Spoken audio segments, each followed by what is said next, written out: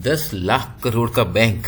हाँ, इंडिया की तीसरी सबसे बड़ी कंपनी हो गया एचडीएफसी बैंक करीब 30 साल की स्टोरी में। इस वीडियो में हम बात करेंगे कैसे ये सक्सेसफुल हुआ, इसके पीछे एचडीएफसी की जो कहानी है वो भी आपको बताऊंगा। और सबसे इंपॉर्टेंट बात यह है कि एग्जाम के पॉइंट ऑफ व्यू से जो इंपॉर्टेंट फाइनेंशियल रेशियो है उनकी हम बात करेंगे। 10 लाख करोड़ और रिलायंस टीसीएस के बाद आज एचडीएफसी बैंक तीसरी सबसे बड़ी कंपनी है। For HDFC Bank, the advantage is much larger book suddenly. It's about 18 lakh crore. It's almost vying with the big boy, SBI. HDFC के मर्जर के बाद। हेलो एवरीवन, आई एम चंद्र प्रकाश जोशी और इस video में हम ये बातें करेंगे एकदम शुरुआत के टाइम से आरबीआई का लाइसेंस मिलने की और किस तरीके से 1994 में 1994 जब doctor Manmohan Singh finance minister होते थे उनके टाइम में रिफॉर्म्स आए थे हमारे देश में, ये तो आपने पढ़ ही लिया होगा। उस समय पारेख जो थे उनको लाइसेंस मिला था एचडीएफसी बैंक बनाने के लिए। यहाँ पर ये आदित्य पुरी की फोटो है जो बैंक के पहले एमडी और सीईओ थे, उनको ये लेके आए, दीपक पारेख लेके आए। उसकी भी इंटरेस्टिंग कहानी इस बुक में लिखी हुई है। तमल बंदोपाध्याय बहुत फेमस राइटर हैं, बैंक फॉर द बक। मैंने बहुत पहले ये बुक पढ़ी थी और बहुत डिटेल में सारी स्टोरी लिखी हुई है और बहुत इंटरेस्टिंग है। थोड़ा सा समराइज कर देते हैं। उस समय आदित्य पुरी जो है सिटी बैंक का मलेशिया हेड कर रहे थे और सिटी बैंक उस टाइम पे तो बहुत बहुत बड़ी ऑर्गेनाइजेशन हुआ करता था। दीपक पारेख पहुंच गया आदित्य पुरी के पास, भाई क्या कर रहे हो मलेशिया में, चलो अब हम जो है अपना बैंक बनाएंगे। तो आदित्य पुरी बोलते हैं कौन सा बैंक की बात कर रहे हो आप। दीपक पारेख बोलते हैं भाई हमें मिल गया बैंक का लाइसेंस, बट वो तो आपका बैंक होगा। दीपक पारेख बोलते हैं नहीं, ये तुम्हारा बैंक होगा, मैं तो बोर्ड में भी नहीं आऊंगा, you will run independently. Deepak Parekh को आदित्य पुरी ने बोला आपको मालूम है कितनी सैलरी मिलती है मुझे यहाँ पे। I think this line hit, भाई अब कुछ देश के लिए भी करो, पैसा तुमने बहुत कमा लिया है, आपको स्टॉक तो मिल ही जाएंगे बैंक के। आई थिंक 30 लाख के आसपास का पैकेज हुआ करता था उस टाइम में और उन्होंने करीब 1/3 पे ज्वाइन कर लिया होगा उस समय, 1 लाख रुपए महीने की सैलरी पे। दूसरे इंपॉर्टेंट आदमी को जो ले गया दीपक पारेख वो थे मिस्टर एस ठाकुर। इनको बनाया गया बैंक का चेयरमैन। ये पुराने आरबीआई ऑफिसर थे, एक्स आरबीआई ऑफिसर। बड़ा अच्छा बैलेंस रखा। तो इनकी भी सैलरी यहाँ पे मेंशन है। उस जमाने में 15 लाख की अच्छी सैलरी थी और उनको एक प्रीमियर पद्मिनी कार भी दी गई और कुछ सारे अलाउंसेस भी दिए गए। ठाकुर साहब है and recently he passed away. ये बैंक के चेयरमैन बने। He comes from RBI background. Risk compliance strong रखनी है। बैंक का नाम क्या रखेंगे। उस समय एक चीज और हुई थी जब आरबीआई ने लाइसेंस इशू किए थे, अकेला ये बैंक था जिसको बॉम्बे हेडक्वार्टर्ड सा लाइसेंस मिला था। तो दीपक पारेख साहब चाहते थे कि इसका नाम रखा जाए बैंक ऑफ बॉम्बे। अब उसका शॉर्ट फॉर्म हो जाता BOB। बॉब किसको बोलते हैं, बैंक ऑफ बड़ौदा को। तो वही इस पे कॉन्सेंसस बना नहीं और कहीं ना कहीं आदित्य पुरी और दूसरे लोग चाहते थे कि एचडीएफसी का नाम आए because HDFC used to be one big housing finance company that time, also very reputed name. Deepak Parekh साहब को थोड़ा हेजिटेशन हो रही थी वो नाम, वो ब्रांड नेम आगे देने में, बट फाइनली ये एग्री हुआ कि ठीक है एचडीएफसी का नाम देंगे। एचडीएफसी बैंक लॉन्च होने के बहुत कम टाइम बाद आईपीओ लेके भी आ गया। इन्होंने जब शुरुआत करी, पहली ब्रांच इनकी थी चर्चगेट मुंबई में 95 में। फिर ये फास्ट ग्रोथ भी करने लगे और हर टाइप के अकाउंट उनके पास है। रिटेल भी चल रहा है, कॉर्पोरेट भी चल रहा है, डीलिंग रूम भी बना लिया बहुत जल्दी और बहुत जल्दी इन्होंने अपनी एक मार्केट में साख बना ली। लेकिन उसमें एग्रेसिव था कौन, ICICI bank. I would say HDFC was still second mover, caution के साथ चल रहा था। बिजनेसेस करते जा रहे थे but with all the caution. Landmark जो एक अचीवमेंट आया एचडीएफसी की लाइफ में, that they acquired Times Bank. Bennett and Coleman group Times of India newspaper पढ़ते ना आप, उसका ये बैंक था Times Bank. Same type license मिला था 1995 में जब एचडीएफसी को मिला।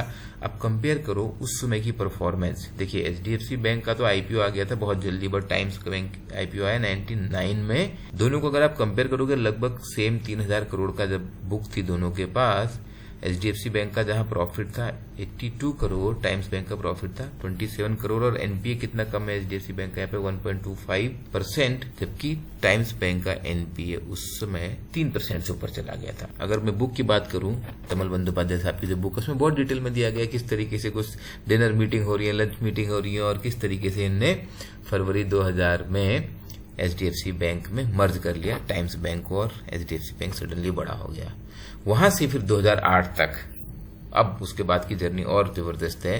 2008 में सेंचुरियन बैंक ऑफ पंजाब जो सेंचुरियन बैंक और बैंक ऑफ पंजाब को मर्ज करके बनाया हुआ था। इसको एचडीएफसी बैंक ने एक्वायर कर लिया और उस समय का सबसे बड़ा एक्विजिशन था 9,510 करोड़ का।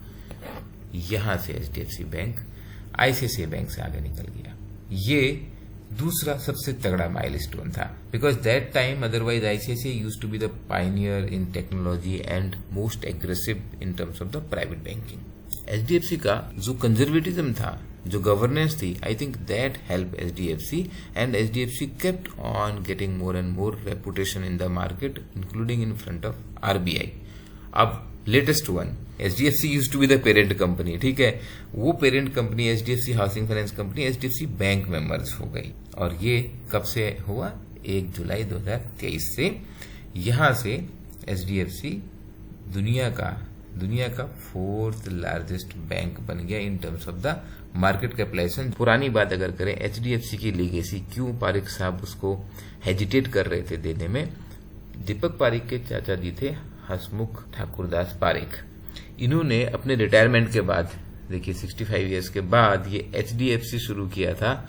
और ये एचडीएफसी जब अभी एचडीएफसी बैंक में मिला है, कितना 5 लाख करोड़ का एंटिटी बन गया था। 1997 में इसकी शुरुआत की गई थी और पारिक साहब ने, यानी कि हसमुख पारिक साहब ने वो रेपुटेशन बिल्ड करी मार्केट में, including his reputation with RBI also, that there are many exemptions given to housing finance companies for accepting even deposits. इस पूरी जर्नी में HDFC बैंक ने wholesale, retail, treasury, auto, personal loan सब कुछ किया। In fact recently 2020 में जब yes bank crisis में था, उस समय वहां पर इन्होंने पार्टिसिपेट किया, येस बैंक में भी इन्वेस्ट किया और इनका जो परिवर्तन करके एक सीएसआर इनिशिएटिव है वो भी काफी पॉपुलर है। 2032 तक HDFC bank has plan to become carbon neutral. ये एक सोशल रिस्पॉन्सिबिलिटी है। बट एक प्रश्न यहाँ पे यह आता है कि आज की डेट में फॉरेन इंस्टीट्यूशनल इन्वेस्टर्स जो हैं एफआईआईज, उनकी इसमें स्टेक 52% से ऊपर हो गया। तो क्या ये अपने आप में एक फॉरेन बैंक है? ये बात आप डिस्कस कर सकते हैं, because here comes RBI guideline. आपको समझना यह है कि की फाइनेंशियल रेशियोज क्या है, जिसमें आप देख सकते हैं कि कौन सा बैंक स्ट्रांग है। एक चीज देखी जाती है रिटर्न ऑन कैपिटल एम्प्लॉयड। ये क्या दिखाता है आपको? जो कैपिटल लगाई है बैंक में उस पर क्या रिटर्न मिल रहा है, हाई परसेंटेज मिल रहा है, तो इसका मतलब कैपिटल एफिशिएंसी बेटर है। तो profit as a percentage of capital. CASA ratio, current and saving account ratio, ये क्यों इंपॉर्टेंट है? बहुत ही अच्छा है एचडीएफसी बैंक का 44%, क्योंकि ये लो कॉस्ट डिपॉजिट होता है। Current account, saving account. Current account में तो बैंक किसी को कुछ ब्याज देते ही नहीं है, और सेविंग अकाउंट में देते हैं बहुत कम देते हैं, लो कॉस्ट फंडिंग हो जाती है। नेट प्रॉफिट मार्जिन, तो जो बैंक की जो टोटल इनकम है सारे एक्सपेंसेस को हटाने के बाद उसका जो परसेंटेज है ज्यादा है, तो ऑब्वियसली नेट प्रॉफिट मार्जिन अच्छा है, तो अच्छी बात है। और ये 27% है यहाँ पे बैंक का, बहुत अच्छा है। ऑपरेटिंग प्रॉफिट मार्जिन क्या है? जब ऑपरेटिंग एक्सपेंस देने के बाद लाइक सैलरीज, रेंट वगैरह जो बचता है वो ऑपरेटिंग प्रॉफिट हो गया। आरओए बहुत बार पूछा जाएगा, रिटर्न ऑन एसेट्स। एसेट्स क्या होंगे बैंक के केस में? Basically loans and investment. तो उन पर जो ओवरऑल रिटर्न मिल रहे हैं, यानी कि 1.78% ये आरओ है। और आरओई जो है रिटर्न ऑन एक्विटी, एक्विटी पे जो रिटर्न आया हुआ है 15.74%। ज्यादा आरओ है, ज्यादा आरओई है, तो वो अच्छा है।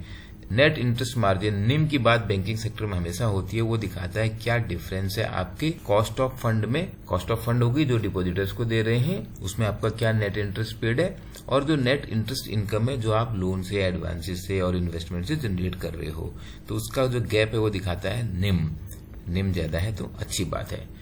कॉस्ट टू इनकम रेशियो ज्यादा है तो खराब बात है, लोअर परसेंटेज अच्छा होगा क्योंकि कॉस्ट कम रखनी है। Interest income as a percentage of the total asset अगर ज्यादा है तो अच्छी बात है। नॉन इंटरेस्ट इनकम जो फी बेस्ड इनकम होती है, जैसे बैंक गारंटी इशू करते हैं, लेटर ऑफ क्रेडिट इशू करते हैं, बहुत सारी फी इनकम कमाता है लोग आरटीजीएस करके, एनईएफटी करके, वो सब यहाँ पर आती है। नॉन इंटरेस्ट इनकम होना भी अच्छी बात है क्योंकि इसमें बैंक का पैसा नहीं लग रहा है, नॉन लैंडिंग एक्टिविटी होगी ना। जो इंटरेस्ट इनकम है उसके लिए आपको पैसा चाहिए, उसी पर आप इंटरेस्ट कमा सकते हो। Operating profit as a percentage of the total asset, ये दिखाता है कि बैंक कितने अच्छे से अपने एसेट्स को यूज कर रहा है प्रॉफिट कमाने के लिए। ऑपरेटिंग एक्सपेंस सेम वो दिखाता है कि कैसे अपने एक्सपेंसेस को बैंक मैनेज कर रहा है। और total expense as a percentage of total asset, जितना कम है ये उतना अच्छा है। अब हम बात करते हैं 7 इंपॉर्टेंट लेसन्स की। तो एक, एचडीएफसी बैंक कस्टमर फोकस्ड रहा। उनको क्लियर था कि अगर कस्टमर फोकस रहेंगे तो अपने आप ग्रोथ आएगी। टेक्नोलॉजी इंटीग्रेशन डे 1 से बहुत किया, बहुत अर्ली अडॉप्शन किया था टेक्नोलॉजी का। It has been a tech savvy bank from very beginning.